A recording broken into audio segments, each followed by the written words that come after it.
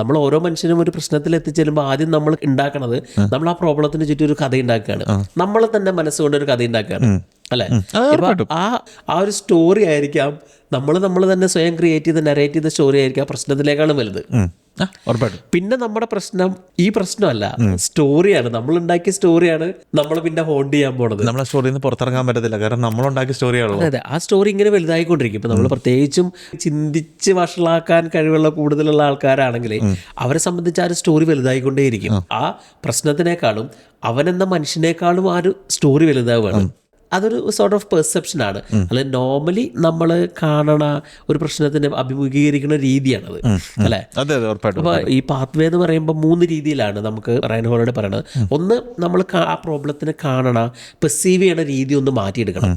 ഒന്ന്, നമ്മൾ തിരിച്ചറിയണം നമ്മൾ അതിന് ചുറ്റും സ്റ്റോറി ഉണ്ടാക്കിക്കൊണ്ടിരിക്കുകയാണ്. സത്യതല്ല, ഒരു അസുഖത്തിന് അല്ലെങ്കിൽ ബ്ലഡ് എന്തെങ്കിലും നോർമൽ ആകുമ്പോഴേക്കും നമ്മൾ ചിന്തിക്കുകയാണ് ഓക്കെ അല്ല അബ്നോർമലാണ് നമുക്ക് തോന്നുമ്പോൾ ഓക്കെ ഇത് എന്തുകൊണ്ടായിരിക്കും ഇങ്ങനെ പോണത്, ഇതുകൊണ്ട് നമ്മൾ നമ്മുടെ സ്റ്റോറിയിലാണ് പിന്നെ ജീവിക്കുന്നത്.